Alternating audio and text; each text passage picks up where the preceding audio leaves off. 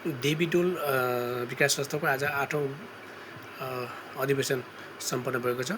उक्त अधिवेशनले वार्षिक आय व्यय कार्य विवरणहरू पनि प्रस्तुत गरेको थियो भने 2082मा उत्कृष्ट नतिजा 4GPA प्राप्त गर्नुहुने क्षितिज राणामललाई पनि सम्मान गरेको थियो।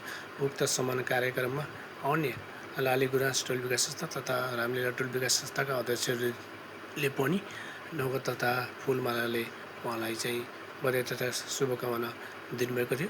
यसै गरी रनपा 14का अध्यक्ष होमनाथ राणामलजीले पनि खादा फुलमाला लगाई क्षितिज राणामललाई बधाई तथा शुभकामना दिनुभएको थियो भने यस संस्थाका महिला कार्य समितिका सदस्यले पनि आफ्नो मन्तव्यहरू राख्नुभएको थियो र यस संस्थाको वार्षिक कार्य विवरण तथा अब राणामलजीले कसरी यस संस्थाको गर्दै अगाडि बढ्ने भन्ने सन्दर्भमा पनि उहाँले केही कुराहरू मन्तव्य मार्फत राख्नुभएको थियो र साथै अन्तमा रनपा 14का वडा अध्यक्ष होमनाथ राणामलज्यूले यस संस्थालाई प्रगति र उन्नतिको शुभकामना दिनुहुँदै अन्य टोल विकास संस्थाका प्रगतिका विवरणहरू पनि प्रस्तुत गर्नुभएको थियो।